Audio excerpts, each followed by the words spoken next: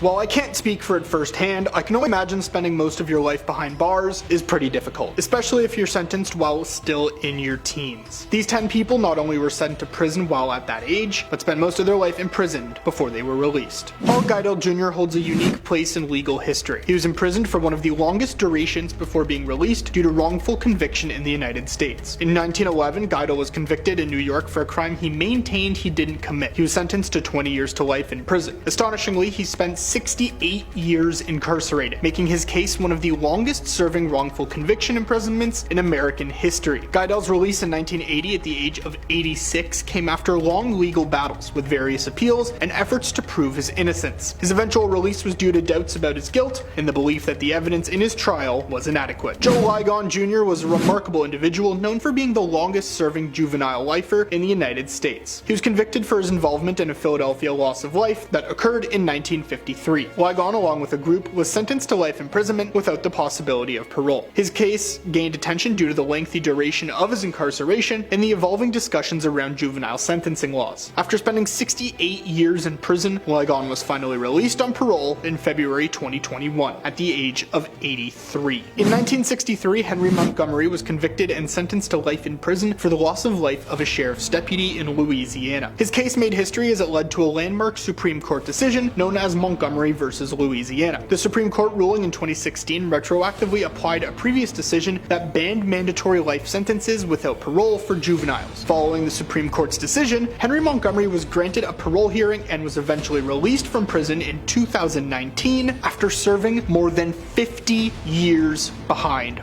bars. Sheldon's top story spans over decades, marked by the changing landscape of juvenile justice in America. Convicted at a young age, Top received a life sentence without parole for a 1962 loss of life in Michigan. Fast forward 56 years, at 74, Top finally walked out of prison, the oldest juvenile lifer in Michigan. Two crucial Supreme Court rulings reshaped his fate. In 2012, the court deemed automatic life sentences for juveniles unconstitutional. Then in 2016, they decided it applied retroactively, granting Top a chance for resentencing. Facing the court once more, the prosecution sought a life without parole sentence, claiming Top was beyond rehabilitation. Finally released after serving 56 years, Top aims to rebuild his life with family support despite health challenges. After serving 50 years in prison for a tragic mugging, John Sam Hall, now John Sam Hutton, embarks on a fresh chapter in Augusta, Georgia. Released due to a Supreme Court ruling allowing parole consideration for juvenile offenders, when interviewed by the Detroit News, Hall acknowledged mixed reactions to his freedom, but remained grateful for the support received from various quarters. His journey from the prison confines to a family reunion in Georgia was a mix of nervousness, gratitude, and newfound connections. His warm connection and forgiveness from family members offered a glimpse of hope and redemption in his journey of self-forgiveness. Recently released from prison, Curtis Jones and his sister Katherine Jones were part of Florida's prison system for nearly 2 decades. The siblings became the youngest individuals charged as adults for intentionally causing a loss of life in 1999. Ending the life of their father's girlfriend, Sonia Nicole Spites, the siblings admitted their remorse for their actions, and now Katherine works to help rehabilitate those who might be in a similar position that she was once in. Their case has been called a failure of justice, and now is at the forefront for situations similar. Haywood Red Dog Fennel was an inmate at Pennsylvania's largest capacity prison when the US Supreme Court declared mandatory life sentences without parole for juveniles unconstitutional in 2012. Serving 48 years for a mugging that turned fatal, Fennel was initially skeptical of the ruling applicability to him. In 2016, the Supreme Court clarified the decision's retroactive application to over 2,000 inmates like Fennel, setting a precedent in Pennsylvania. Despite his denial of planning the mugging, he was convicted. During his sentence, he married and fathered children, but faced repeated commutation denials, until finally he was released. After 27 years in a Missouri prison for 17 felony convictions, Bobby Bostic, now 43, cherishes life's simple joys post-release. Freed on parole, he revels in choices like selecting a drink from the fridge or bathing without time constraints. Despite a 241-year sentence, a law inspired by his case offered hope for parole. Released in 2022 after a successful hearing, he appreciates his newfound experiences from bonding with family to navigating technology. Since his release, he also co-founded Dear Mama, which supports impoverished mothers, and he speaks motivationally. He also embraces newfound freedoms while still carrying the sentence's weight and planning a memoir, which will come out soon, titled Humbled to the Dust, Still I Rise. Adnan Syed gained widespread attention due to the podcast Serial, which re-examined his 1999 conviction for the loss of life of his ex-girlfriend, Hae Min Lee, in Baltimore. Syed was 18 at the time of the crime. The podcast raised questions about the fairness of his trial, inconsistencies in witness testimonies, and the adequacy of his legal representation. Though his conviction was initially vacated in 2016, an appeals court reinstated it in 2019. Despite these legal setbacks, ongoing support and discussions surrounding his case persist, with many advocating for further reviews and reconsideration of his conviction based on possible procedural errors and new evidence.